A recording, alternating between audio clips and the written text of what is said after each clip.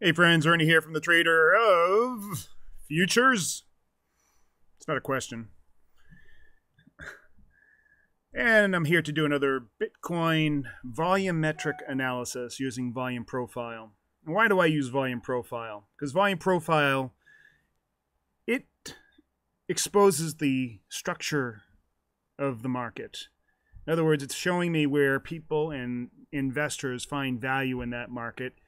And from that, it shows me a very high degree of probability on how the market is going to behave as it comes across those various levels. And that's because volume profile shows the volume or the demand and the supply of price, Bitcoin's price at very specific price levels. So it's volume at price. And this is the probably more of a professional tool, and not too many retail traders are familiar with it. And I've been making it my charge to teach other people how to use volume profile and show that it is, in fact, a far superior tool to other indicators, because most other indicators are actually lagging. In other words, they evaluate things in the past. And when you're evaluating things in the past to try to predict the future, it's very difficult. Where volume profile is actually showing you exactly how the market structure is in the present. And with using other techniques like order flow, you can actually predict some, into the future as well. So volume profile from that aspect, also, it is not a derivative. It is part of the actual underlying data. You don't confuse your charts with a lot of lines and moving averages and calculations. Just simply not necessary.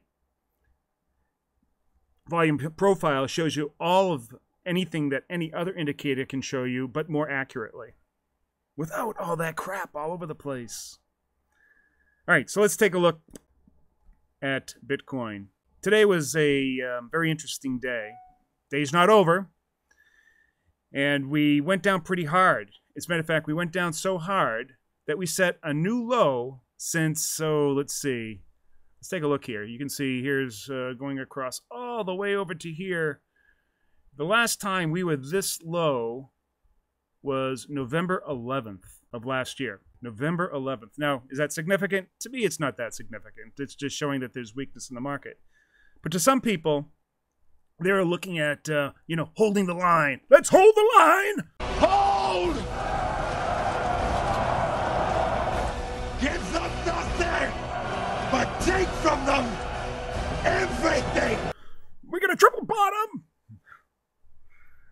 But to me, this triple bottom is pretty meaningless. The only thing that's really meaningful is where the market is now. What are the fundamentals telling us?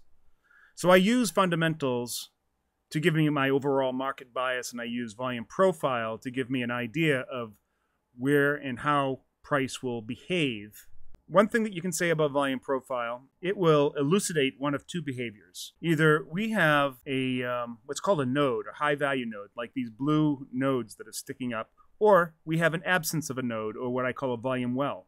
Now, price has a very particular and very consistent way of behaving as it comes near this market structure. And that's exactly what this is, market structure. Price has a tendency to be attracted to the volume nodes. In other words, it will tend to consolidate. And then when we have these volume wells, price tends to be rejected by the lowest part of that volume well. Or it will treat it kind of like it's hot coals and you want to run across it as fast as you can. So again, it's trying to avoid, for whatever reason, the market just simply does not find value in those volume wells, but does find a lot of value in the volume nodes. And that's a pretty significant tell. Now, you can see here, we have this small node that we're developing down here in the green.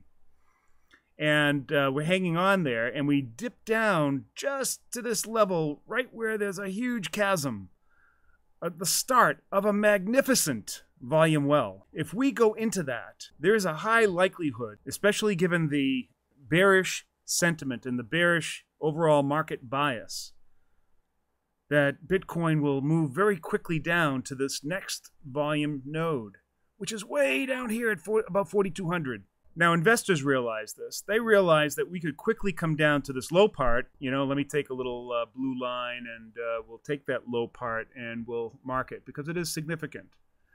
What could happen is that we could come down to that low part and then get rejected and come right back up. Or we come down to this very low of the bottom well and then skip right through it. So one of those two behaviors is going to happen. That is if we get down here. Now, I'm not saying we are. I'm just saying that the chances are that we're going to. The market is very bearish. There is little hope from a regulatory stance that things are going to improve. We're not getting new users, new adoption into the coin, at least from a use of as a currency right now. Now, maybe in the future, maybe this will build out, and it is still building to some extent in overseas markets, but the United States is still the biggest market. So really, there is no huge push like there was late last year. So given that bearish bias, we can continue to see this move down. It's going to come down to some point and find what the market considers fair value. Some may argue that it's somewhere in this blue region, and that may be. But we keep on moving down, looking and searching for what that value is. We obviously overshot that value with this bubble, and now we're coming back down to sort of settle on it. If you drew a long-term trend line or regression line, that usually will tell you where that ultimate value is. And you can do that with gold and silver as well, if they're also stores of value. And you'll find that that long-term regression kind of goes like this. And we're right at that line. So maybe this is that area of value. But typically what happens after a bubble bursts, it tends to overshoot that because it's doing some kind of price discovery. It needs to discover where that value is. Is that value down around that 4,200? Or is it up in this range up here in the blue? We don't know yet, and the market doesn't know yet. And I suspect that it wants to find out. But it won't find out unless we get down there and people start either buying or not buying, or using or not using, expanding the network or not expanding the network. That's what we're really trying to find out. So if you're interested in learning about volume profile, I hold a course every Saturday, one at 8 a.m., one at 2 p.m. Eastern Time. Now, I've been teaching this course to a large number of people. It has 5-star reviews. It's a fantastic course, and you also get a private session with me, a coaching session, because that's my primary business, is as a entrepreneurial and business coach and trading coach. So it's great. You get this group session with the volume profile analysis, the 5-star course, and you get a private coaching course or session where we can take that trading to the next level. Great value. And I might also point out that I've been following this market for a long time, and I've been posting my trades. If you go down below to the link I have in TradingView, you'll see my calls here, and they've been spot on. And you'll see the real value of volume profile and volumetric analysis, how I've been calling this market spot on. As a matter of fact, what we hit today was a 3-month-old call that I made going down to 5,700. Hit it right on the nose using volume profile. All right, that's all we have for today, and we'll see you next video.